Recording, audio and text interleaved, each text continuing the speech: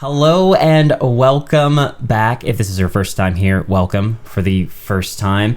This is Sheltered Sages, the podcast where two previously sheltered homeschoolers, now adults, take a fresh look at the complexities of life. I had to read that because it's still new in my head. Right, we'll get and that. I don't know exactly how it's supposed to go. Yeah. My name is Philip. I'm Andrew. We are the sheltered homeschoolers that were there. Formerly sheltered homeschoolers. I'm not homeschooled. I haven't been homeschooled for 10 years. Important distinction. Absolutely. If you haven't listened to the first episode, probably go listen to that. It's going to give a lot more context into what's going on here and why there are two guys sitting at a table talking about stories. But I mean, it's a podcast, though, so that's like 90% of them anyways. Yeah. I mean, you're probably like, it's just a podcast. That's pretty standard. For this show, specifically, we're going to go and look at let's say Picklefoot in this case. If you didn't see the first episode, you're going to check. But so we look at this subreddit, we go through and figure out who is the a-hole in that situation. But we like to call it the Picklefoot instead, just because it's a little easier to say. It's a good homeschool insult. Absolutely. Like, you're such a Picklefoot. So this episode is right before Valentines Day. Yes, if everything goes according to plan, it will release before Valentine's Day. And if it's not, just pretend like it's right before Valentine's Day. Or if you're listening to this like in the episode. middle of June, I mean, that happens. Absolutely. It's usually how I watch most of my podcasts. Like, I just binge. It's so weird when it's like mid-June and you're listening to a Christmas episode and you're just like, all right. There you go. It's Just go with it. Yeah, it's like the little bells in the background of the intros and stuff like that. You're like, it's fine. That's cute. That's fine. festive. I like it. Absolutely. First story for today. Love it. I think I'll go. All right. If that's Let's okay hear with it. you, Oh, sir. absolutely. This one's kind of fun. It's you'll see. Yes. So the title is, "Am I the Picklefoot for moving out of my boyfriend's over salsa?" I'm sorry. Very serious. We just had a conversation about salsa. We just had a conversation about salsa. That's why I was like, a little preface for the next one. It's going to so connect funny. in. It's all connected. That's great. Or as my niece likes to call it, I just learned, she likes to call it spicy ketchup. There you go. That she can eat with her pips. Spicy ketchup and pips, guys. All right. So it says, "Hey guys, so I've been with my boyfriend for 2 years and he's absolutely wonderful. We're both in college and we live together with a couple of other roommates. The place is my boyfriend's mom's vacation house and we all pitch in for rent. Every week, my boyfriend's mom stops by. I work at a restaurant, so I always get free chips and salsa to take home. She works at Chili's. My boyfriend loves spicy things, so I always grab him spicy salsa, and I'll grab myself regular as I can't handle spice. Mood.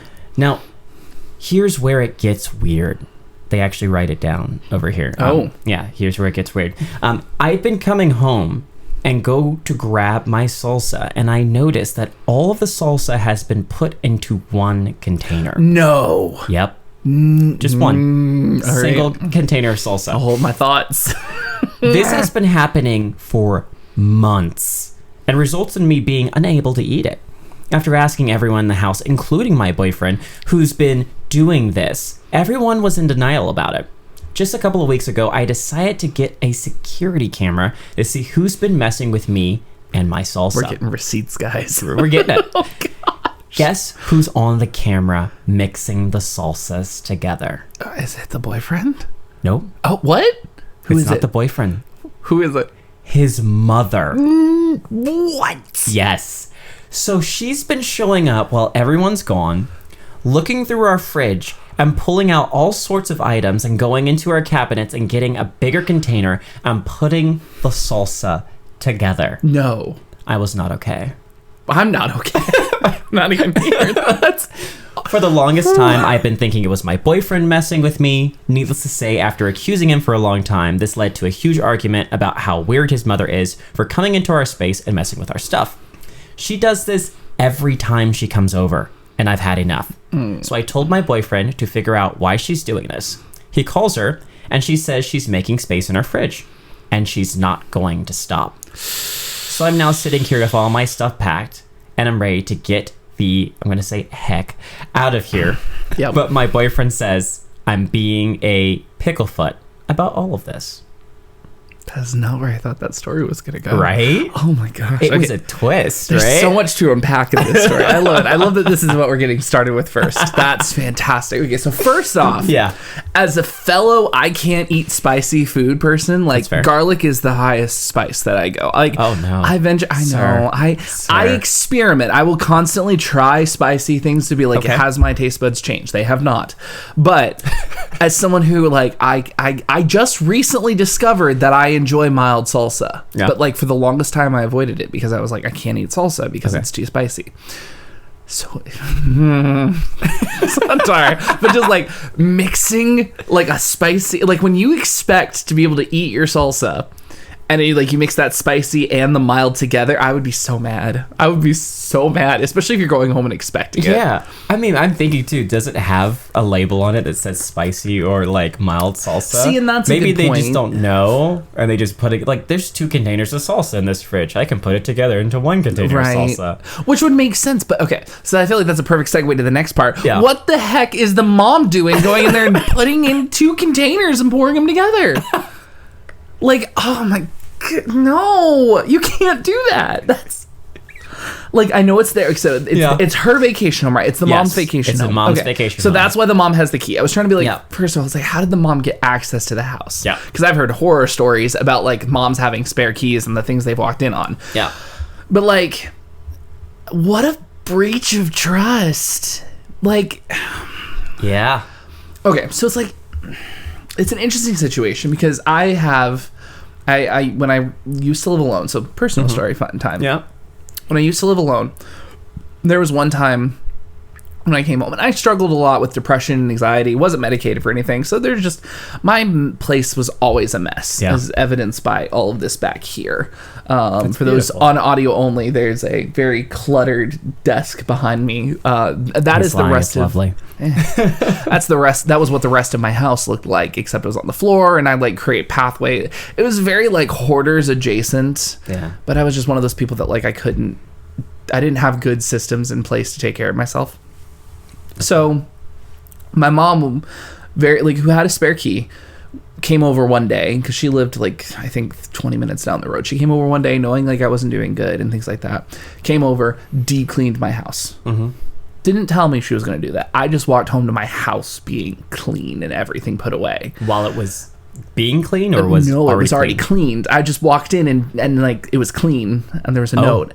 And it was very overwhelming at first. Like my mom had written a note, and like I like after I read the note and I know it was her and things like that. It was I was very appreciative of it. Yeah. But there was no call, there was no text, there was no like, hey, I'm coming over to your house to do something. I don't think there was. There was another time where she asked me if she could do that, and then I told her yes because she asked.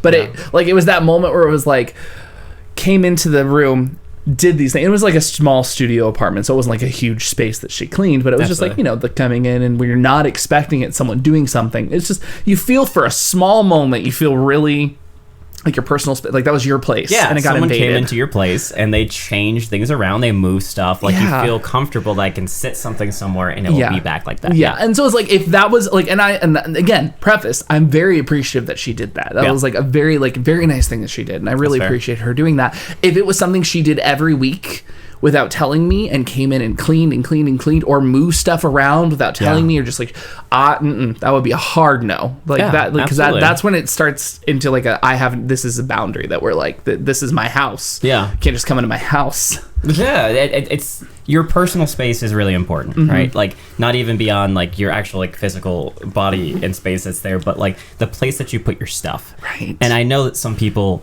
think of it differently, where they're like, okay, you live in my house, therefore you need to like follow my rules and do my things like that. I respect that completely. Like, if you're in their house, you need to follow what they're saying. That said, for the items that a person has, there's a certain kind of respect that you need to have for those items. Yeah. Well, and it's like, on top of that, she doesn't live at that house. No. It's her vacation home that she's renting out. Yeah. That would be like your landlord coming in. Like, that's basically your landlord walking in and changing the things in your fridge. Like, No, that's not okay. I'm not okay with that in the slightest. Yeah, and if she's paying for rent, which I looked at, she's paying for this. So it's like, am I paying for your mom to come in and like mess with my salsa? Yeah, that's rude. It's so much. There's so much in that. I can't even. So I'm on the side of saying, not the picklefoot. Not the picklefoot. Absolutely not. Mom, clear picklefoot. Mom, and like, should leave. and the thing is, it's like the mom. She did the right thing. Like, the truest right thing would have been like she talking to the mom. But like, if it was her boyfriend's mom, I totally respect the like, hey, talk to your mom, figure this out kind of thing. But like, sorry, it's so much. It's weird, isn't it? It's weird. Like, it's not a big thing, but it's just like to know that your mother-in-law or your future mother-in-law potentially, if they stayed together. It's coming over and no, it's just weird. Yeah. No, weird. Thank you. Please don't. But like, and even when they told her to stop, she's like, I'm not going to stop. It's like, that's just so rude. Yeah. And like, why? Like, we're asking you not to clean our fridge, please. Right. And like, especially in this situation, because like, what if it was an allergy thing? Like, let's replace this with like milk, for example. Like people who have like legitimate issues with milk. And what if someone took one container of oat milk and a container of whole milk, which are two very different things, I know. Absolutely. But are like or lactate and like whole milk, and poured them into one container. Absolutely not. I'd be very frustrated. It's like it's like it's dangerous too. Yeah. It's like you just don't know what people's things are. I mean, I think one of the most interesting things that I learned and experienced when I moved out of my parents' house was that I could put something in the fridge and I could come back to it still being there.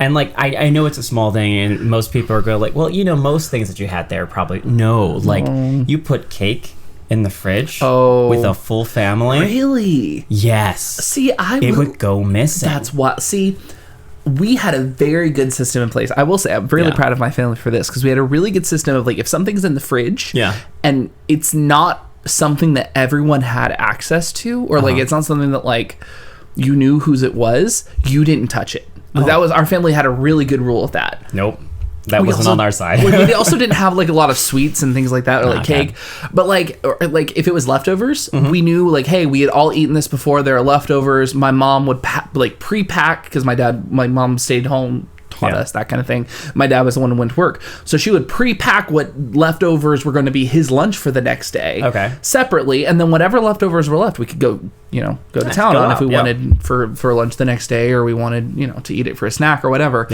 But like, there wasn't really an issue of like food going missing that you were expecting. I think it might have happened once with like a soda. I think food would go missing all the time. Oh, see, that's like wild. You put something in there, if it was good leftovers, those would be gone the next morning. Yeah. And like, even the evening, someone's going to heat it up. They're going to go eat it. And so like, you have to either eat it the time it's there, or it's gone. Hopefully it'll be there in the morning. Hopefully if no one's there. But clearly if you know that that's not going to, like, clearly if you're speaking of it this way, it didn't happen that way. It did not happen. That's wild. So like, I was shocked when I would come back to my fridge and open it up and see the stuff I put in there like 2 days ago is still there. I'm like, oh, no one ate this? Wait, I'm the only one here. That's right, I'm alone. I'm the only one who can eat this. So that was shocking. But like, it's a wild thing to be able to experience someone, after feeling that freedom, coming back into your location and being like, hey, I'm going to mix up your stuff. I'm going to mess with your food. I'm so uncomfortable. And I'm not going to tell anyone about it. Oh, I hate that. You want to, let's do comments, yes, okay? Let's do some comments. One of the top comments there is this: let's get this straight. This is not about salsa. You do not have a mother-in-law problem. You have a boyfriend problem. I'm a male here in my mid-50s, married for many years, almost 20. Early into our marriage, my parents stayed with us for a weekend while my spouse and I were away.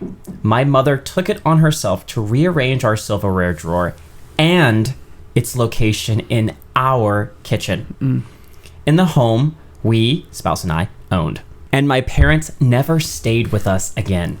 My mother decided to leave, and she did. You have a boyfriend problem because he can't set boundaries with his mother. Yeah, that's That's an issue. I like that comment. I always love when like they have their own little personal stories that they throw into the comments. I think that's great. No, because it's like, it's true though. It's like, but it adds a layer. The comment doesn't add the layer of complexity that they live in the mother-in-law's house. Yes. Like, that's a weird spot. Because in that, like, I'm sure in her mind, she's like, well, this is my space. Mm-hmm. But no. You're renting that space to people that is theirs. Yeah. I mean, even if there's a clause in their lease contract that says, like, hey, landlord can show up at any point in time and be all these things. Like, even then, to touch someone's property like that, once it's in the fridge, like, that's yours. I'm not to be fair, not a lawyer in any capacity. Yeah. Watched a lot of Law and Order, but not a lawyer in any capacity. But, like, what else are you supposed to do when you're sick and homeschooled? Like, it's Law and Order, or, you know. I watched VHS tapes, actually. Yeah, that's fair. That's fair. A bunch of VHSs. A lot of Barney and Bible Man. That was what I had a lot of. Yeah. So. VeggieTales. Oh yes, VeggieTales. Oh yes. But no, I think I don't know, like, as much like it just gives into ick. Like, still go into someone's fridge and change their stuff around. Jeez. Yeah, it's frustrating. And even when I read that, I was issue. like, I don't like that. I don't like that they're going in and changing things. I don't like that they're affecting stuff, and I don't like that they don't want to stop. Yeah, that's the problem. Yeah, but like, I don't know if it's the boyfriend's problem or if it's just the mom's problem, but like, also, if your boyfriend doesn't want to help you out and support you in this situation, absolutely, you need that support from your partner for that. Like, that's just hands down the most important thing. That was good. Thank you. You ready for one for me? Let's do it. All right. I was saving this one. I think this from the last episode that we didn't get to, so I want to do this one first. Okay. Am I the picklefoot for going on vacation without my girlfriend if she can't pay her way? Wait, what? Am I the picklefoot? Yeah. For going on vacation without my girlfriend if she can't pay her way? Interesting to know. Yes. You would assume? Yeah. Let's hear the details. Hi all. I, 39 male, am dating someone, 33 female, and have been for the last 3 months. Things are going well until the topic of my 40th birthday came up. Next year, I turned 40, and I've never taken an actual vacation. I've extended work trips to do something fun where I am. I've traveled to visit friends or family, always just for a long weekend, never more than 3 days total. I wanted to take a week and travel purely for recreational purposes. My criteria is that the trip needs to be at least a week and be international. Mm-hmm. I've also worked hard to get my finances in shape since my 20s, and now I have a decent business and some money set aside, and I feel like I'm ready for a trip, and next year will be a great opportunity as it is a milestone birthday. My girlfriend is great. She works hard and supports herself, but she doesn't make as much money, and, most importantly, is currently saddled with around a $20,000 in credit card debt, arising from a period of unexpected unemployment she had in the past that forced her to burn through savings and live on credit cards. When the topic of this trip came up, he said trip. When the topic of this trip came up, she first asked me if she could go. I said sure. She then asked if we could go to Vegas. I told her about my desire for this to be an international trip. Mm-hmm. Then she expressed concern over if she could afford it while in debt. Oh. I told her I'd be willing to cover our lodging and, depending on where we go, help her pay for airfare. Yeah. Because we haven't been dating long, I didn't feel comfortable paying her whole way and feel she should contribute financially to come along. So they've only been together for the last 3 months. So that's an important, I feel an important point. It's a new relationship. Yeah, it's still new. Early days. She then told me she didn't feel she could afford to cover meals plus half the airfare, even if I went somewhere relatively cheap. I was thinking possibly Caribbean, where trip flights are running typically under $500. Yeah. So I said that I understood, but I also have been wanting to do this milestone birthday thing for a while now, and I still intend to go, even if just by myself, and would only be gone a week. She became upset that I would travel without her, and it caused a bit of a fight. My friends and family are split. On the one hand, some point out how many things I wanted to do, but didn't get to do because my ex refused to let me, and so I should go forth with or without her. On the other hand, some are saying it is cruel of me to be planning a vacation in front of a person who is trying to pay off a large amount of debt anyways. I can see both sides and just want to know, am I the picklefoot? Ooh. Right? This is like, it's not insane. Yeah. But it is still like, oh, this is nuanced. This has got lots of moving pieces to it. Yeah. Not as easy to judge right off the bat. It's not. That's complicated. That's I won't say messy, but it's complex. Okay, there's one thing that I did not like in that story. Go ahead. And it's people telling, I think it's the guy, right, in this situation, that he should be able to do the things he wants because his ex didn't allow him to do so. Yeah, that was weird. It's like, why are we bringing up the ex? Yeah, and I'm guessing that's part of it. Yeah. But didn't really go into here, so that might be one of the reasons he has such a big conviction of like, I should be able to do this regardless of who my partner is and what they want to do. But it does feel a little weird, and it's like, if you're going to mention that, you need to add more context. Absolutely. So it's one of those things I just kind of want, like, I'll throw away in terms of this consideration because I don't really... Yeah, that's odd. It's like a little red flag for me on that side. Yeah. The second side, like, so financial situations with partners and people there together. This is still new, early days, like in 3 months, 90 days. Early days there. That's the 90-day fiancé. Yeah, thing 90-day fiancé. Some people get married in that. That's fair. My wife tells me. I don't watch that show, but she is obsessed. Hi, wife. I know you're listening to this episode. Love you. Shout out to wife. Shout out to wife. It's like, I understand that they might not be super comfortable sharing finances or really talking into what it looks like with one person to pay something, one person to actually have like responsibilities on the other side. That said, I do feel like early on in a relationship, you really should start talking about what that financial situation looks like. And it's like, some people go, okay, well, I don't want them to like me because I'm rich, or not like me because I'm not rich, or anything like that.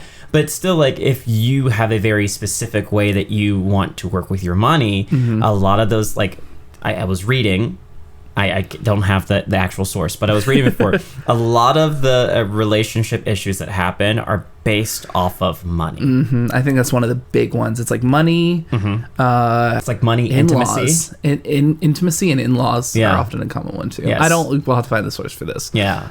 Put it somewhere. in the Somewhere said it. If it's not real, then it's like, whatever. Call us out in the comments. Give us some engagement. We'll take the negative engagement. Exactly.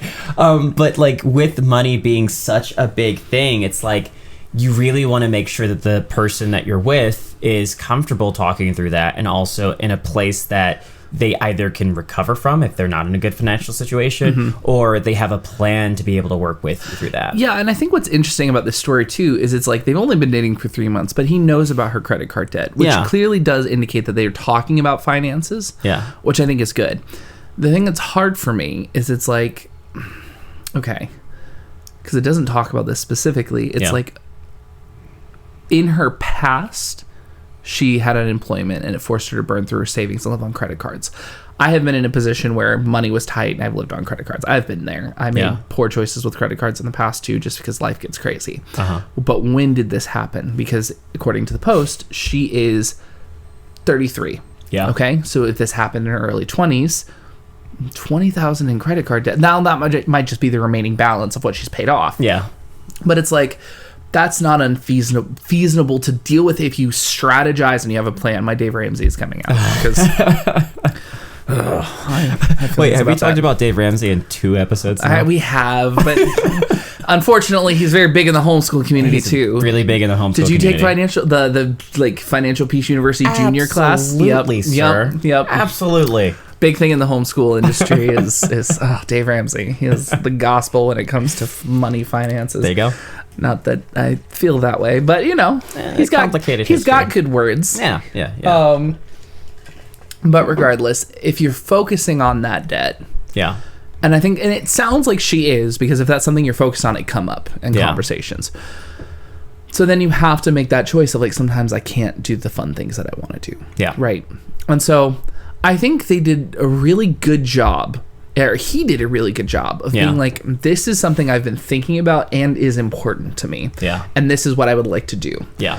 And not only that, he didn't say, you have to pay for everything. Yeah. He's covering lodging. He's covering the hotel, which, let's be honest, probably the more expensive part of this entire thing. Absolutely. And he's covering airfare. That's true. 50% of airfare. Which, like, $250, because he said about $500 for the ticket, so she'd pay $250.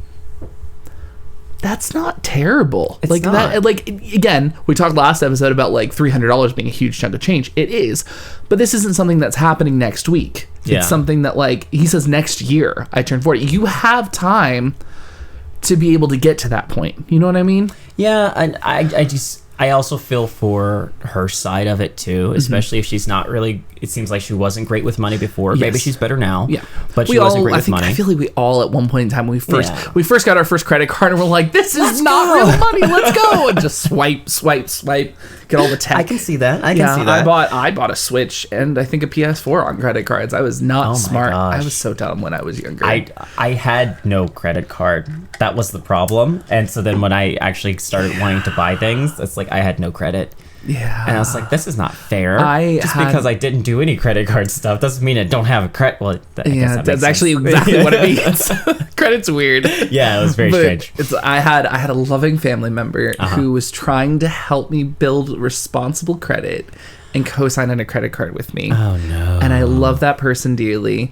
That was probably not the wisest choice for them to do for me because I was not at a point in my life where I needed to be having access to a $2,000 credit card limit. Shout out to the family member. Yes.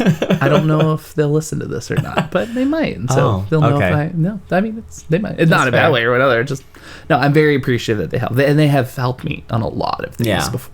So I'm very appreciative that they took the chance. Probably just looking back, that hindsight 2020, should not have had a credit card. I will thinking through this. Okay, so there is something that happened way back. A little personal story from me, which I don't think I've given as many towards this. I talk a lot about my... No, you're good. You talked about the fridge thing. Though. I did talk about the fridge. Traumatic. So starting out, when I really wanted a very nice camera, like my first really big nice camera, and there was a guy that I knew that was selling a camera. He had one of his own. He just had gotten a couple of them. He did a lot of that kind of stuff, and so he was like, I'm going to sell you this camera for cheaper than I got it for, just so that you can go over and have it. Nice. Full set, basically right out of the box. So like a really nice deal. Very nice. Problem was I didn't have enough money for it. Yeah. So his thing was he was going to give it to me, and then I would be able to pay him back over time for the camera. And he even was like, hey, look, take it home with you, try it out, take some photos, take some videos with it, see how you feel, and then let me know. So I took it home. I enjoyed it. I really liked it. Gave it a test drive. Clear. Gave it a test drive. I was like, I'm going to make so many cool short films with it. And then at the end of the week, I was like, I don't feel comfortable keeping this only because, like, I know I will not fully own it. And if something happens to it, or if I need to do something, I know I have to every single week give this person a certain amount of money until I pay this off. And I decided I don't really want to feel that. And I already have a camera that has 720p. Which was so amazing back then. It wasn't that great back then either. And better than my 420, whatever. I don't know resolutions.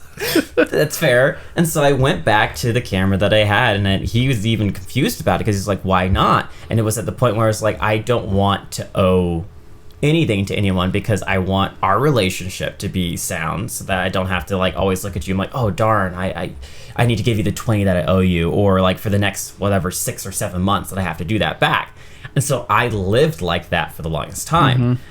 My partner did not. And so when we got together, it was us understanding the difference between how we think about money and how we work through that. It's big. But we did find a solution because of communication.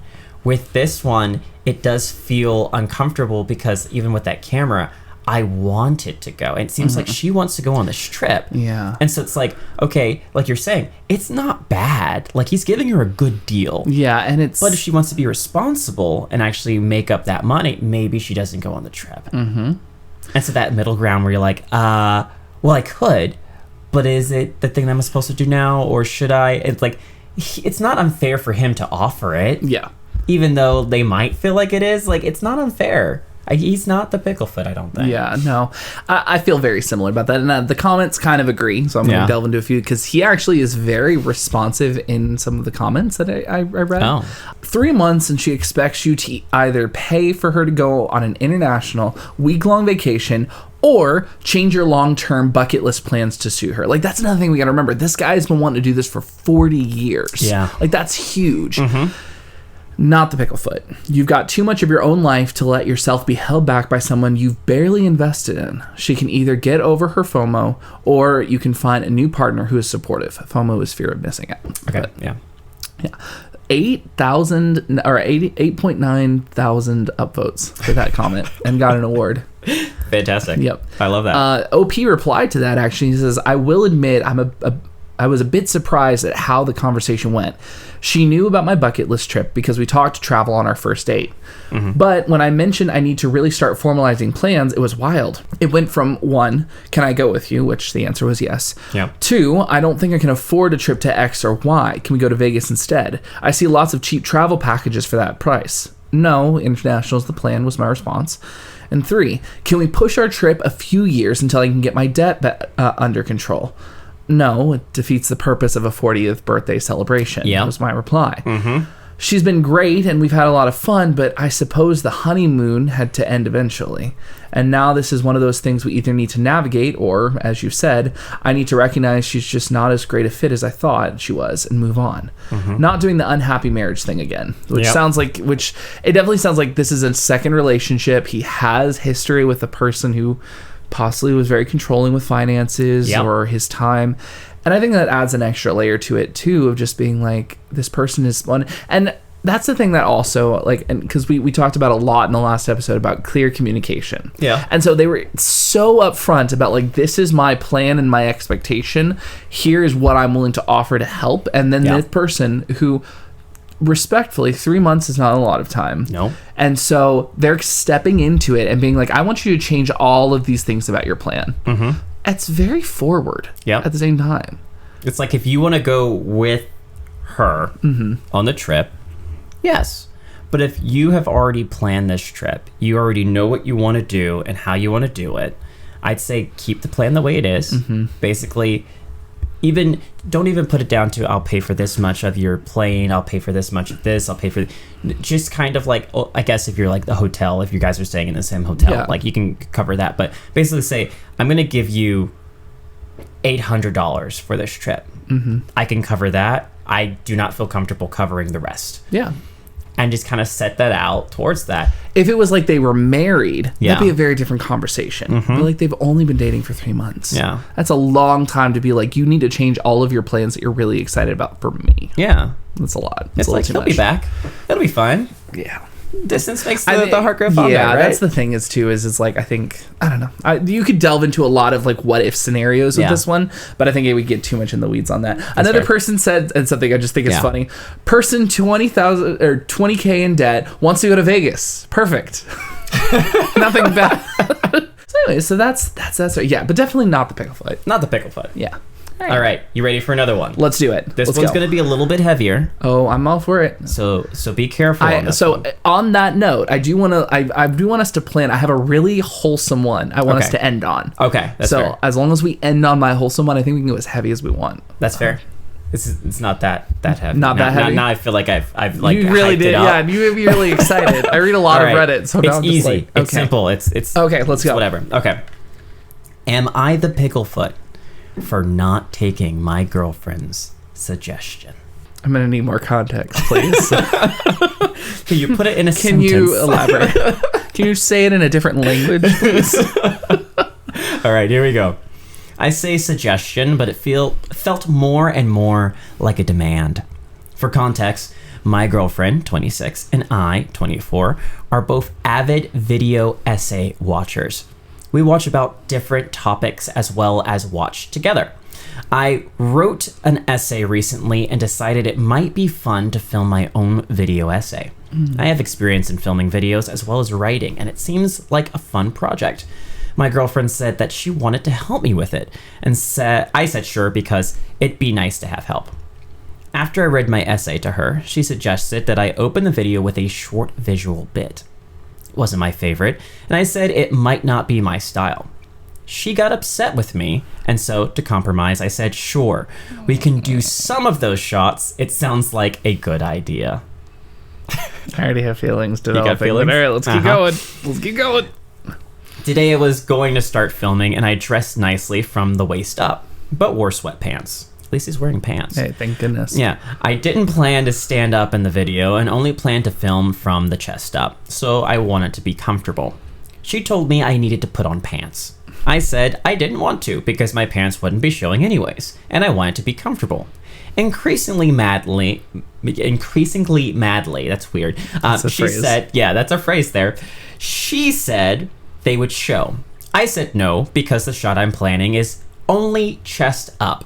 She said my pants will show and that she doesn't want to have to edit it weird to not show them. I said, you won't be doing any of the editing anyway. It's my video. And that, again, the shots I had planned didn't show my pants. She said that for her idea about the opening shot, the one, remember, that he didn't really want to, I'd have to have my legs up by my chest. I'm sorry, wait, what? Is this a video about, like, I know, like, what is yoga this about? Or something? I don't get it. Are we in the, like, is this a death note in the fetal position, eating potato chips on a chair? Like, what is happening here? I don't know. Right, I really don't know. That's so we'll keep going. Oh, I told her I didn't understand that was a part of it, and I don't want to do that part. I said, we can do the rest of the shots she planned the way she wants, but I will just sit normally.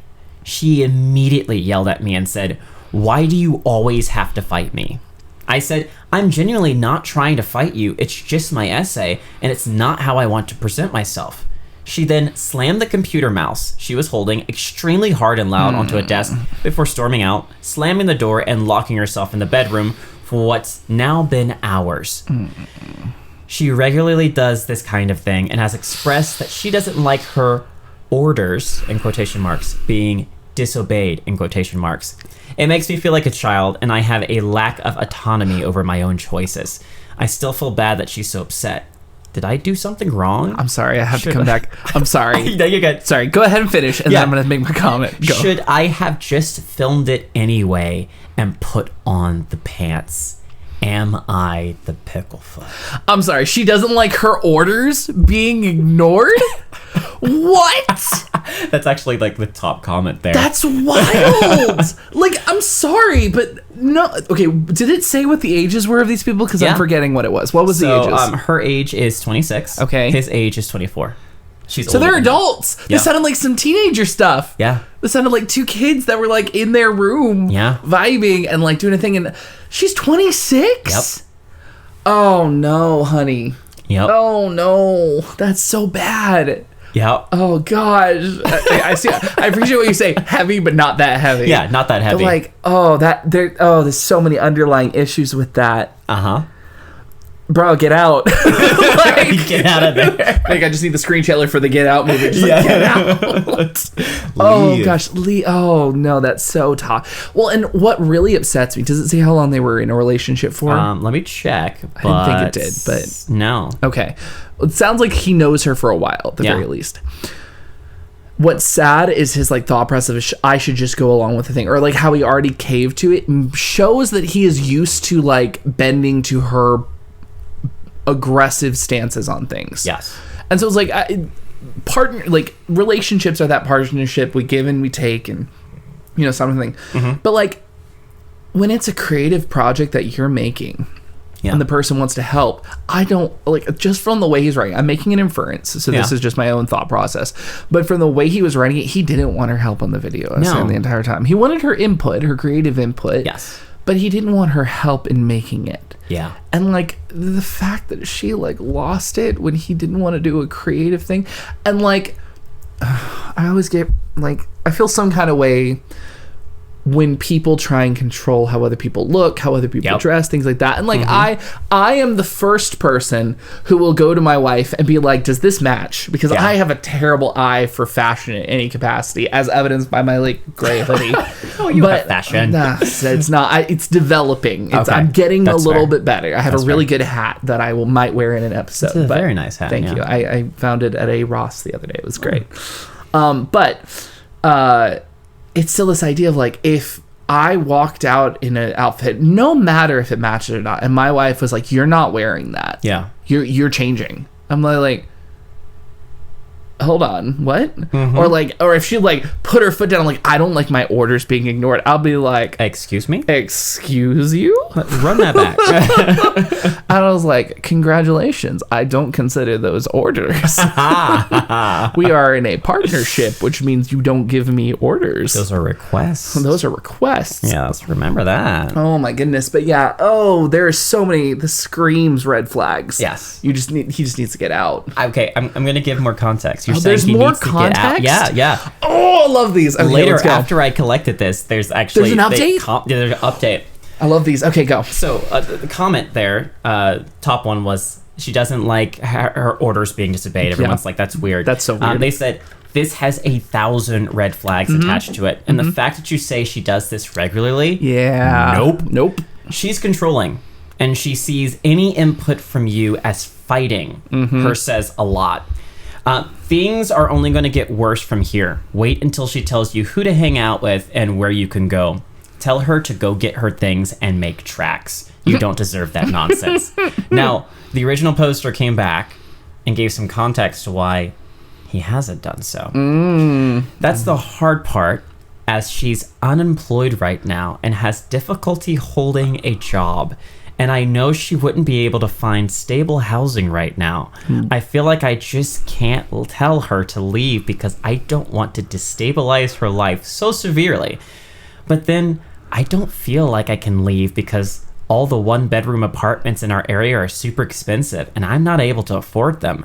Our lease is up in August though, and I'm hopefully starting a new job then. So I think I will probably be ending the relationship soon to give her time to figure out stuff. And then we can both leave. Okay. Oof. Okay. Right? So for the audio only people, like if you want to see, I made a face because it was like I was staring straight in the camera when you were like the thing, like she's unemployed and like can't hold a job. I'm like, okay, so a little delve into myself. Yeah. And I'll explain a little bit. I struggle to keep a job for long periods of time, and I'll explain why. And it's one of the things with my ADHD is it's like I crave that novelty and things like that. But when I switch jobs, when I say I struggle to keep a job, it's not that I am unemployed. I don't think there's ever been a time period longer than like two to 3 weeks where I was unemployed, quote unquote. And even then I was actively working on stuff, which my wife and I had a conversation about, and I realized wasn't the healthiest thing for me. So I found a really good job that was paying for stuff. When people, so like, I understand this feeling of like being like not being motivated and not holding, like, and having trouble. I don't like the phrase holding down a job because when you struggle to hold down a job, you're getting fired is what that sounds like. Yeah. Or and like I have never been fired from a job. Whenever I leave a job, it's always on good terms. Yeah. Almost always on good terms. Sometimes not, but those jobs I don't want to go back to anyways. That's fair. But never in like a you're fired, more of like a I'm just not coming back kind of thing, and I have something else lined up. But if you're currently unemployed and you're not holding and you struggle to hold a job, that is a huge warning sign that like you're not doing well as a person. And like especially 26 years old, which was like me 2 years ago, but still. But no, seriously, like that's a huge, that adds, dude. Okay, so the hard part is like I get the thing where he's like, I just need to buckle down. But he said August. When was this posted? This was posted 3 days ago from this time. So like February something-ish. February. Early February. Okay. Yeah, so like that's the 8th month, so that's 6 months still living with this person. Yep. You can't like, and I mean this genuinely, you can't break up with someone who's already exhibiting a lot of these toxic traits. Yep. And then be like, I'm just gonna live peaceably with them for the next 6 months. Like, no, you're not. This person is going to make your life, well, I'm making assumptions, but from what it sounds, how controlling she already is trying to be, this person is going to make your life crazy. Yes. Like, it's going to be awful. And I will hop in there, which is a problem that I keep seeing with a lot of different couples that are not necessarily the greatest for each other. It's the financial complications that come into it, especially with younger couples. It's like let's say you start dating your roommate. you didn't really know Don't each do other that, before. guys. Don't date your Probably shouldn't date your roommate. But like you go into a situation where you're emotionally and intimately involved with somebody that you're really close to in another context. Mm-hmm. If that context falls out either one way or another, mm-hmm. right? It gets really complicated. Because you've got finances that are now tied together. Exactly. And so when you're going into those kind of situations, I'm not saying like you shouldn't go into it, but you really need to be sure of the person that you're connecting with. And if you're not completely sure, I'm not like, this is not relationship advice whatsoever. I mean, it kind of is, but we have no professional standing to sit upon. But like, you really should be sure before you go into those types of things. Because like, let's say you guys are completely in love and you're really, really happy with each other. Sure, you're like, let's go. Let's buy, a incomplete house together. Something happens. That's a lot. Yeah. Now you guys are stuck with a house. And if you're not super responsible and able to emotionally connect with each other in the way of saying like, hey, we're broken up now, but we're really working out with that, it gets complicated. There's so many people I know that are like, I broke up with my like ex like months ago and we're just still living together. Their new girlfriend or boyfriend comes over to the house. Oh. It's like, it just gets messy. It's messy. Well, this is like a big thing that I've seen people say is don't tie assets with people. Yeah. You've got to be very like a lot of people I know are getting married and still keep separate bank accounts, things like that, just because it's like there's so much you have to be careful about when you tie assets together. There's a lot of trust that goes into that. And so it's like and again, more of a delve into my life. I talked last week about how, kind of the work that I do. Yeah. And so my work as an independent contractor is much more up and down. Yeah. Like I have good weeks. I have weeks where I'm making bank and I have other weeks where it's like, it's not doing so great. Right. But I've had a conversation with my wife about this, and the job that she is working is consistent and comfortable, and is enough to like keep us comfortably. That my goal pretty much is with my independent contracting is to cover the rent every month. Like that's my goal, and I work really great with like a feasible like here's the money you're trying to make a month. It's like a quest for me. It's like you gotta make this much by this month, and it's great. So it helps me a lot with like my projects and things like that. But that is a conversation that we had. There is clearly an issue with the dynamic going on in that relationship. Absolutely. And he should get out. It's more than just this video. This is just like the context of what is happening here. But like creatively, in the same way of tying assets together, and I respect it. And it's funny because I'm doing the same thing right now. Yeah. When you're creatively working with a friend on a project that is creative, it gets complicated as well.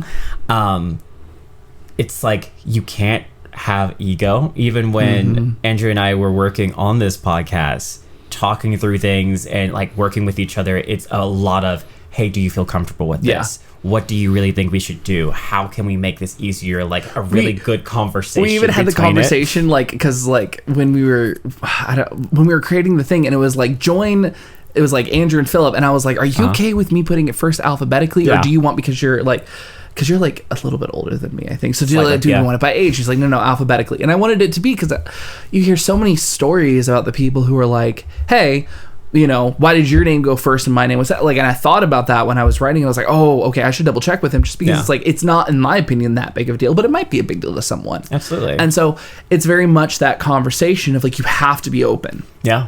Even when like we're planning like episodes and things like that, it's like I get really creative bursts of like content ideas, and I'll like dump those on you, and then like very much like, these are just ideas. You work with them, you tell me what you like, what you don't like, and we'll talk about it.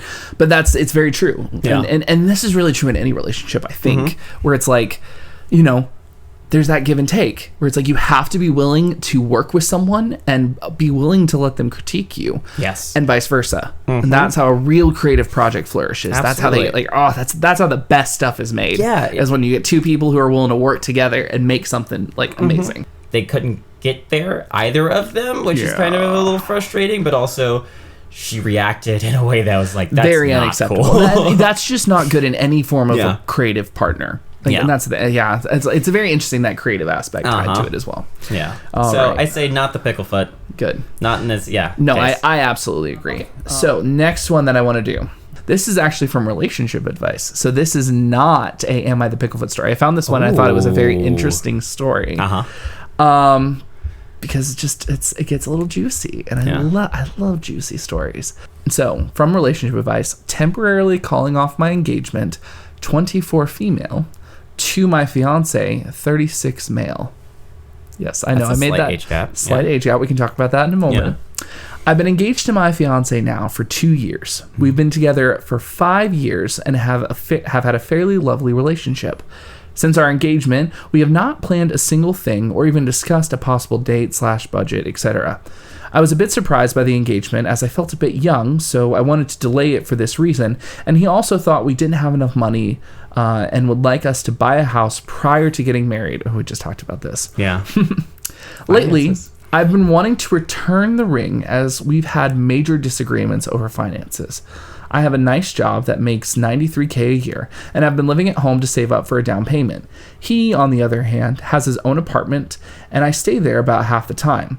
He charges me $250 for rent, and recently he lost his job again and started a new career where he's really struggling to make ends meet.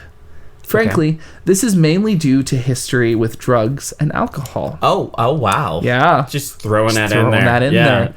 He's been asking me for more money lately, but also never took me up on my offer for us to live together in an apartment we both like because he thought we'd be getting a house soon and he didn't want to move stuff over and over. I wasn't really anywhere close to my savings goal for home ownership, and neither was he, so I don't know where he got this notion. He's now saying his family is upset with me for not helping him with his finances, since my bills overall add up to about $1K, and I include the $250 I send him. I've gotten increasingly irritated by this attitude and have been considering pausing the engagement until we can get this thing sorted out. I really don't want to end things over this argument, but I feel like we're just not on the same page. Will calling off the engagement likely be the end? Have you heard of couples who paused an engagement and resumed? My family and friends bug me every month asking me when the date is. I don't want to be with anyone else, but I also get major anxiety when I think about marrying him and combining finances, as I'm worried about him returning to drinking, not keeping his job, etc. So yeah, so not specifically asking if they're the picklefoot in this scenario, but clearly I feel there is a picklefoot. There's easily a picklefoot. In this scenario.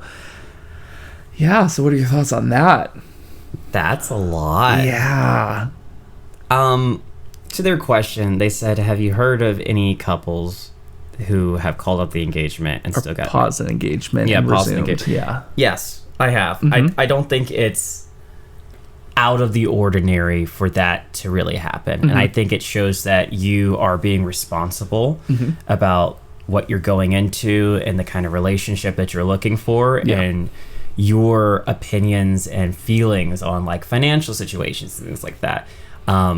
Before I got married to my partner, we did talk through a lot of different things, like what our finances were supposed to be, kind of like we were talking about before, what kind of location that we want to be at, what kind of our job locations were in situations. And while it's not the most like, romantic thing to discuss early on, I think it's an important thing to really work through, because if you're going to be with this person, marriage, I feel, should be a forever thing, if at all possible. Now, there's certain situations where it's not as safe, or there's complications that arise that maybe things need to change. Absolutely. But I feel like when you're going into that situation, you're like, I'm going to marry this person, you're intending for it to be until death do you both part. Yeah, absolutely. And if you're going into that situation, you should go, what could life bring to us? And what do we need to discuss to make sure that when life brings us those complicated situations, we both feel comfortable with it, or at least that we know we both stand in a similar spot so that we can handle it together. Yeah, and I think that's really important too, because it's like marriage and like relationships are not always that sunshine and rainbows that like the movies say. And we who have been in relationships know that. If you're setting clear expectations of what you're wanting from your partner, and those things are like not coming to fruition even after work or things like that, it's a big red flag in my opinion. And so it's like, so let's talk about some of the more interesting details of this, because one of the big things that you talked about right at the beginning, which is what drew my eyes to this, is that age gap, 24 to 36. So, to preface this, I think there are the age gaps that work. Yeah, perfectly fine. I agree with it. Absolutely. Because I think the most important thing is just supposed to be that like these people love each other, and it's not predatory in nature. So like if it's like a 17-year-old and like a 35-year-old, especially in the U.S., that's gross. Yeah, don't do that. I think it also comes down to like like we talked about this a little bit earlier about like the power imbalance, right? And so it's like a lot of times you have an older person who has this power imbalance over a younger person, or like, oh, I'm established, I'm a career person, you're just in college, or you're things like, it's a little bit different in that regard. And so it's like they can kind of pull that weight over this person. Yeah. So the thing that's wild about this, and I was thinking about this as I was reading, they've been together for 5 years. She's 24. They got together when she was 19 and he was 31. Oh. Yeah. I didn't do the math that quick. Yeah. It creates a little bit of a weird dynamic when you think about it that way. And then when you delve into it more, you look at this, like, he is struggling to hold down a job because of drugs and alcohol, which is a serious issue. Like, you need... Especially, like, I understand people have different relationships with drug and alcohol. You have to be responsible.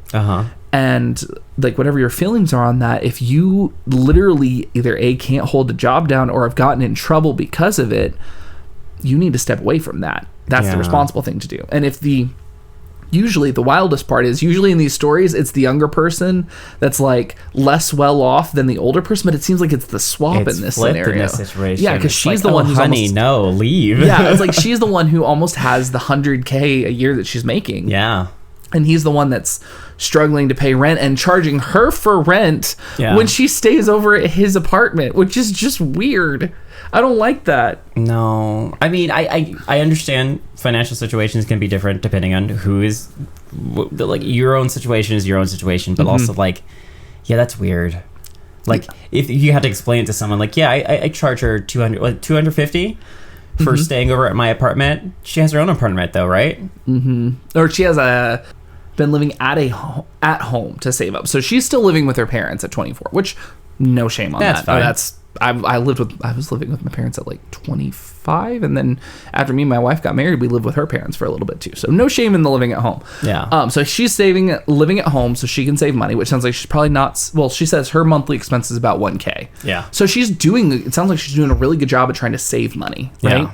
It seems like she deserves better. Yes, that's like, exactly what I feel. Beyond like her wanting to call off the engagement or something, or pause the engagement, as she's saying, because it feels like she's not sure of whether or not she wants to really put that finality in the situation. She's like, we're having issues, but it doesn't mean it's over. Yeah. But honestly, it's like, these issues are pretty big issues. Yeah, these aren't tiny stuff. No. That's legitimately big problems to be constantly dealing with. And it's like, to some extent, I agree with like his idea, like, oh, I don't want to, like, buy a home or do things. I don't want to move from place to place to place. Which, like, fair. This will be the first time that me and my wife have not moved every year, and I totally get that feeling of not wanting to move to place to place. Yeah, so bad. I get that, but like, dude. Read the room. Yeah. Right.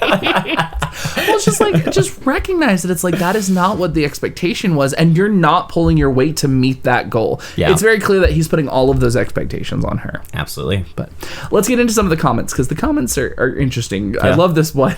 An unemployed man, 12 years your senior, with a drug and alcohol use problem, who relies on you to pay his bills and pits his family against you. And you want the relationship to continue? Yeah. I'm just like, ooh, that's a burn. It's like, you just listed out every reason why this should be over, and you said, you know what, let's just pause. Which, like, respect to her. It's hard to leave relationships, especially when people are having controlling over that. So yeah.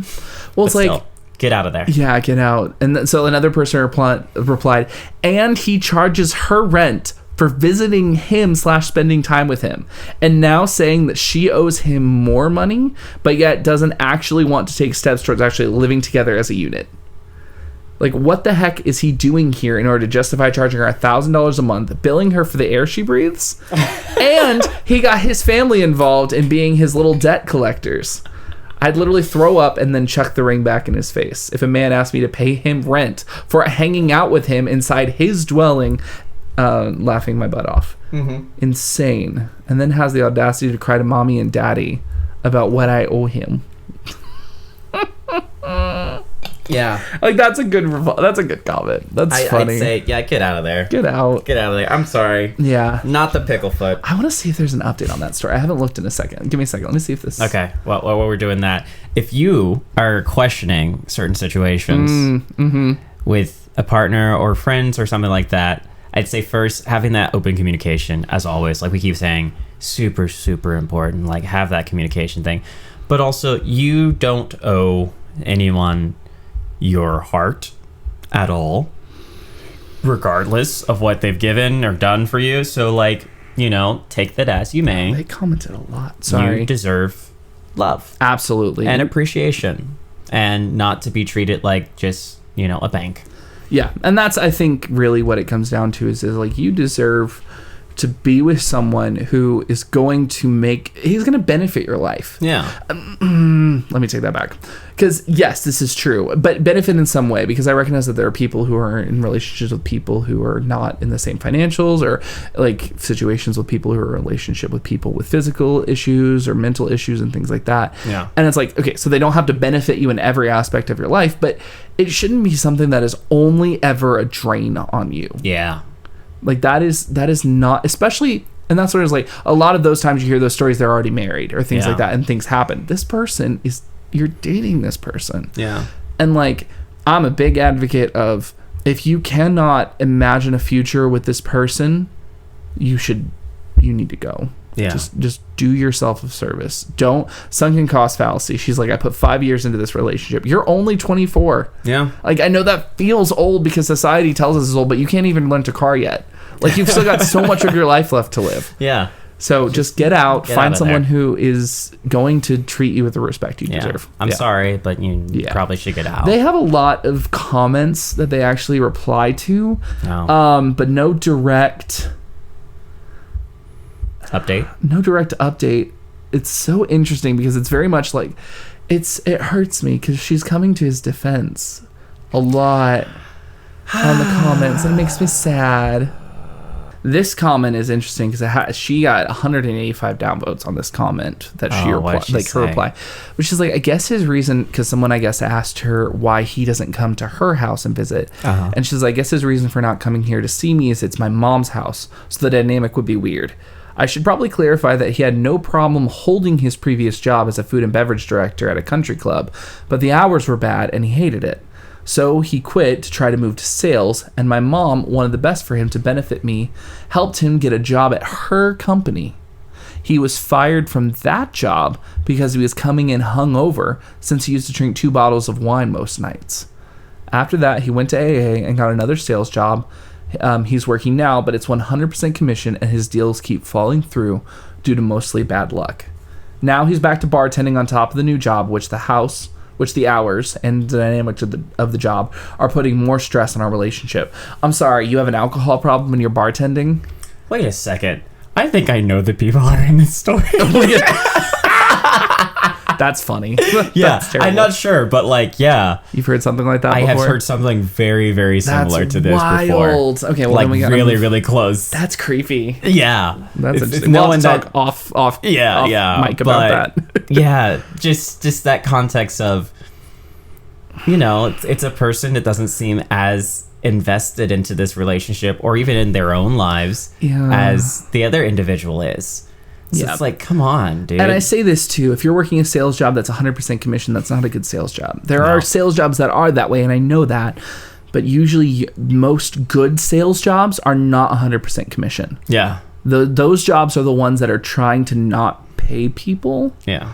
And so it just sounds a little sketchy to me, but I don't know. And yeah, it's That's fair. She just needs to get out. Yeah. She just needs to get out. Get out there. Leave. Yeah. Okay. So, the name of this episode is called OOP is Head Over Hot Wheels in Love. What? Yep. OOP. So the original poster is Head Over Hot Wheels in Love. Okay. So this post actually comes from a what is it called? A subreddit called Best of Redditor Updates. Have you heard of this? I have not. Okay, so Best of Redditor Updates is basically where people find posts and they compile all of them together into one long post with all of the updates included. So most of the time when people do updates, they have to do a whole separate post. Yeah. So they are the people who went on, found all of the updates for these stories, and then compiled it into one full post. Nice. So this is a full story about what's happening. Oh, I love that. Yes. All right, so the first post happens on January 16th, 2025. Let's go. So a couple days ago, one of you posted a similar haul. I was working, so they're talking about their Hot Wheels. So this, sorry, I did forget to say this. Not good. This was originally posted to r/Hot Wheels. Yeah, that's where this really started. It's just like the main Hot Wheels subreddit. The main Hot Wheels subreddit, where a lot of like I did some research on this. Yeah. A lot of like collectors will go on there and they'll post their hauls and things like that. It's really cool. Okay. It's a cool subreddit, and like this drew me because my older brother was super into Hot Wheels, and so I was like, I have to read this story. Yeah. So a couple days ago, one of you posted a similar haul talking about the Hot Wheels cars that they had gotten. Yeah. I was with a coworker and they were asking me about Hot Wheels as I got them on my desk and walls. I was telling them about this Redditor just literally got the cars I've been looking for, and I couldn't even find one. Well, I walk into work this morning and on my desk are the cars. What's my next move here? I gotta ask on a date, right? So that was the first post, and they actually even put a picture. I'll show you. Hope you like them. Oh, that is so sweet. Yeah, this is so sweet. So that's how it starts. Okay. And then someone replied, so you're basically married now, so go get a ring. Yeah. Someone commented. Basically, that's they were like, I have to choose my favorite Hot Wheel and melt it down and forge her a ring is what I'd have to do. So they made it. They're just joking back and forth. Okay. So there was a mini update on January 17th, and person was like, I couldn't edit to add an update, so here we go. Yeah. Had a super crappy day at work, and then Sam stopped by my office an hour before the day ended. She had me giggling like within 30 seconds of her stopping at my door. Aww. We got to chit-chatting, talking about the impending doom Texans are about to face and what we had planned for the weekend. We're not going to get political on this podcast. Yeah. She said she was just going to be home and probably be bored, and I could see the hints being dropped, but my brain was just not picking them up, and I was starting to panic. So I just looked at her and said, Go Hot Wheels shopping with me tomorrow. I'll show you what the hunt is like, and we can grab lunch. Boys, she jumped out of the chair and said yes. My heart is racing. That's so cute. I know. That is so cute. Anyways, we got a day tomorrow planned for Hot Wheels shopping and lunch, and maybe a movie. I don't know. Bowling. Aww. I was thinking an arcade. Just go all out. I know. I was just like, I love it. It's so cute. Okay, there's more. Yeah. There's still more. I love this. Okay. So the next one was posted January 19th. So this was the day after the date. Okay. So the date was on the 18th. The 19th was when the date was happening. Yeah. A lot of y'all wanted an update. This one's a little bit longer. That's okay. And I got a lot of DMs about it. See down below. TLDR at the end. Mm-hmm. Well, we went on our date. I dusted off my other ride in the morning, gave it a wash, and gave myself a wash, stopped at Starbucks for our usual, then headed to her place to pick her up. I go out and went up to her front door, coffees in hand, take a breath, and knocked on the door. She opened the door and immediately was all smiles. I practiced which coffee was hers, so naturally I gave her my cup, even though I knew hers was in my left hand. But anyways, after fumbling with that, we started walking back to the car, and she immediately noticed I was not in my daily. So... Okay, I was confused at that, but basically he's like, I'm goofy and I messed up and I gave her the wrong drink. Even though I practiced giving her the right drink, I gave her the wrong drink. It's getting to the point where this is disgusting. It's like, please gross. Stop. We're gonna have like a trigger warning. It's so wholesome, it makes us want to vomit. Anyway, so we went off. We went across Houston to different Targets, Walmarts, DTs, FDs, Kroger's, stopped at an Ulta to buy some hair stuff she wanted, took note of some of the stuff she liked and had picked up and placed down, and I made it a point to stop by the colognes under the guise that I might want something to see what she liked, since the perfumes are right next to the colognes. He's so smart. This guy's brilliant. Oh my gosh. Plan on getting her a little basket of stuff for Valentine's Day. Mm-hmm. Then around 2, my stomach makes a whale call in the car. We laughed about it and decided on sushi, so I took her to my go-to sushi spot. While we're eating, I'm dealing with the whole overdrive thing, so naturally I word vomit more Hot Wheels like an idiot, but she was engaged the entire entire time. We finished up eating and go walking to this arcade called Cidersade. Arcade and hard cider. That sounds awesome. Yeah. We need some place like that. Yeah. Arcade and hard ciders. We played games and drank for a couple hours. It was getting kind of hot for me, so I took hoodie off, and she pretty much gasped, and it hits me. She's never seen me without long sleeves. I have a half sleeve tattoo. She grabs my arm and immediately is like, oh my gosh, the detailing is great. I love this. And I'm literally blushing and at the same time getting the biggest confidence boost that I don't know what took over me. But I just grabbed her hand and we continued walking. We had been flirting the entire day. What world is this happening Texas. That's what world this is happening in. This happens in just Texas? This is a romance movie just waiting to happen. Yeah. We need to make this movie. That's what we need to do next. So I'm gonna skip a little bit because it's really cute, but they go and get ice cream, and then like they keep talking about cars, and it's super cute. Aww. And like he goes all like hard detailed everything about him, and she's so into it. How's the day end? We arrive at my place, and what's waiting for me at the door? A big box of Hot Wheels cars, a sealed set had arrived. This day could not have been any better. I don't think this was from her. I think this was something he ordered, but it all just went perfectly. It's perfect. Yeah. I moved it inside, let her in, show her around, showed her the garage, my bike, more Hot Wheels, showed her my plants, where I work out, the stray cat that won't let me adopt him but uses me for food. Showed her the neighbor who hates me because the bike is annoying or whatever. Yeah. We decided to continue to drink and listen to music until maybe 2 a.m. We dance battled, we played Jenga, made a frozen pizza, burned it, still ate it.